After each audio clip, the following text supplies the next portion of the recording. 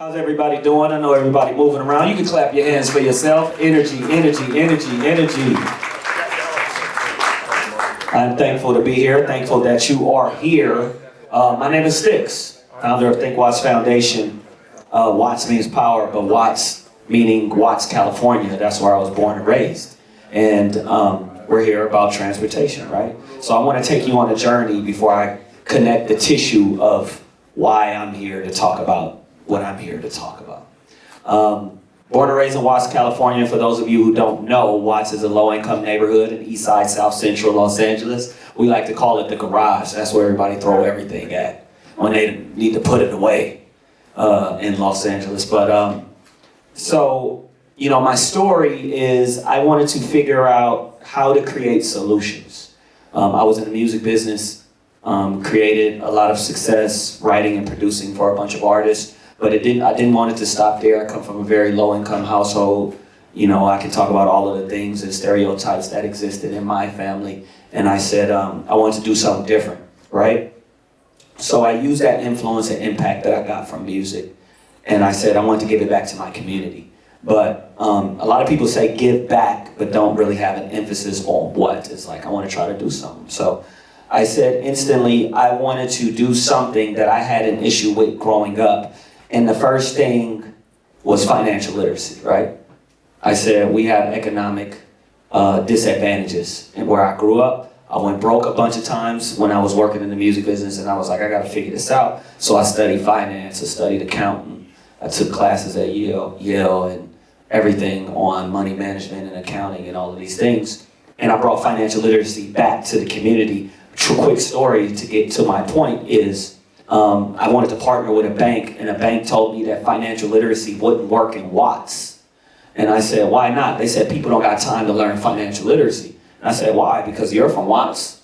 Anyhow, moving on. So, I said, just give me, $20,000 and I'll put that into a program. They said, no. I said, well, give me Subway sandwiches so I can feed everybody. And so they paid for Subway sandwiches. And I proved to them, I set up a session, and it was 146 people in the classroom for 6 weeks straight. And thank you.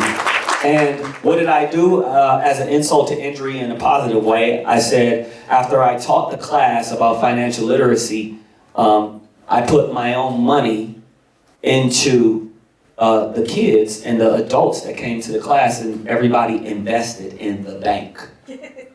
They bought one share. And they tried to hire me in wealth management after that, and I said, go fuck yourself, excuse me. So, moving on, solutions, right? Somebody tell you can't do something, you do it anyway. Moving forward, anybody know the life expectancy living in a community like Watts? Anybody want to take a quick shout? Just say an age. 50? 30. These are all great. Whew, I'm gone already. That's from South Central. Yeah. So 55, right? Compared to other communities like Brentwood, etc., which is around 68. Now, 68 and 78, right? It goes up, it fluctuates between there every year. So, interesting thing about that, I want to ask one more question to the crowd. How many people know what are those factors that affect life expectancy? Well, just take a guess. This is not about right or wrong. It's just take a guess. What do you think in that community? What are the top three? Just name one of the three. Hypertension. Okay. Lack of transportation. Okay. Mental health. Pollution. Stress. I love it. All of you are right. And they take all of those concepts and put it in one word, right? Poverty. Yep. So you all are saying the words, right? But I'll say this. That hypertension, that stress, that transportation, that all of that. Somebody said pollution. Pollution is one of the top factors of life expectancy in Watts, California today. There's an LA County report that exists that air quality and water are the reasons why people are dying in Watts. It is the highest cause of birth defects, autism, and etc. Now, why is that? So why do I tell this story? I'm going to segue really quick into, there's a book called Upstream. And in Upstream, it starts off this guy is walking by the water, right? And there's a kid drowning in the water. And then he's like, help, help, help. So the guy runs over to the water and he jumps in the water, saves the kid, right? Then he turns around and then he hears another kid, help, help, help. The kid is in the water. So he runs and he jumps in the water and he picks another kid out of the water. And he's like, man. So he runs around and then he hears another kid, help, help, help. And then he goes, wait a minute, let me save this kid. Save the kid and say, who the hell is throwing the kids in the water? And that's what I'm getting at, is you have to identify, like, we can keep saving people by creating Band-Aids, right? You can stop the bleeding, but in order to solve a problem, you have to get to a solution. Now, how do we get to a solution with Think Watts Foundation and all the work we do? Because we do so much around the nation. We're also in Kalifi, Kenya, we're in New York, and we're providing access. So I said, I found a partner who was willing to work with Think Watts Foundation. Who is that partner? And these are not shameless plugs. I'm just giving you concepts of solutions. Toyota. Toyota said, how can we address air pollution in your community? I said, well, it's called hydrogen or electrification, right? Through the Alameda corridor, there is tons of heavy-duty pollution for, I can't even count as many years as before I was born, right? It has caused so many deaths because of the pollution. And I said, here is a fraction of a solution. Why don't we figure out a way to get the people into vehicles? And why don't we try to build stations for heavy-duty vehicles to transition from fossil fuel to electrification or hydrogen?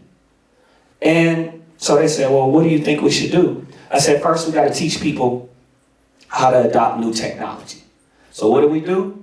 I partnered with them. We gave out 27 Toyota Mirais to people for free.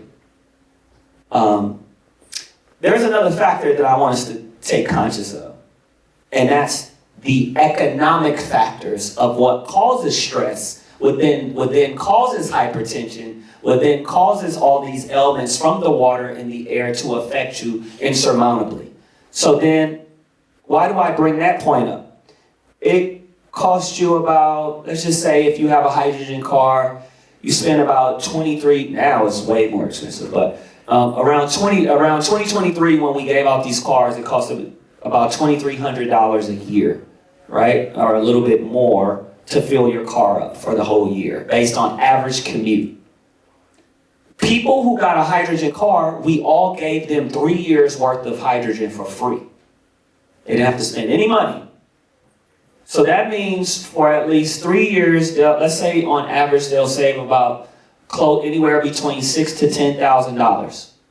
For anybody living in the community of Watts and your affordable housing and your government assistance, your rent is about $600, $700 to $1,000, and $10,000 over a course of time may not mean a lot to a lot of us, but to a lot of people, it's everything. Now imagine what you can do with that extra $10,000. You can get yourself out of generational wealth. You can invest in a custodial account. You can open up a 529 for your kids to go to college, to then get into an industry to help elevate your family. Do we all see the trickle effect of what it takes to impact communities? It's about identifying the solution, identifying the problem, providing the solution. Why am I telling us all of this? I'm telling us because I want all of us here. We're here for a reason. We're here to be motivated. We're here to be inspired. We're here to keep going. Even when legislation and policy is getting in the way, there's still a bigger purpose. We are all on this life to do one thing, and that's to uplift others.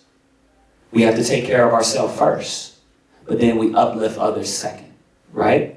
And we always have to acknowledge who the customer is. It's the people, and the number one thing that I want us all to take away as I'm on my 5-minute countdown, I feel like I've only been talking for 30 seconds, but is I know it's about bottom line, but it's about people and saving lives.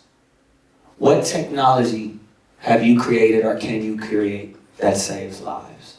What type of transportation that can impact an individual coming from these communities that will allow them to save money, to avoid economic stress, to be able to get to work, go to the hospital to pick up medication or go to their doctor visits, go to different places, take their kids on an events and save money to spend and create those experiences that they'll never forget for the rest of their lives. What is that technology? What are those transportation factors? And are we thinking about everyone as a whole? Or are we thinking about how we get our ROI? Which is fine, ain't nothing wrong with making money now. We just said it's a cause of stress. But when you combine, we like to talk about public and private partnerships. I like to talk about private and public partnerships. What do I mean by that? That's the C-suite. That's heft. What does heft mean? H-E-F-F-T and C-heft, the letter C. The C stands for careers. The H stands for housing. The E stands for education. The F stands for food. The other F stands for financial literacy. And the T stands for transportation. All of these factors are what makes efficient economies. There are small concepts in Switzerland and in Germany where there's fractions of this heft concept that have changed economies forever. But that T, the last letter, is there for a reason. It affects commute, it affects social economic, it affects economic. It creates, with respect to the term, it disables you to live your everyday life. So in conclusion, the point of my conversation with you is how do we create solutions? But first, as we create new products, new technology, as AI gets incorporated into the transportation industry, we can't, and it's not as easy as just getting cars and donating to everybody, right? It costs money. But what can we create that really serves our number one customer, the people? What can we do that really impacts lives?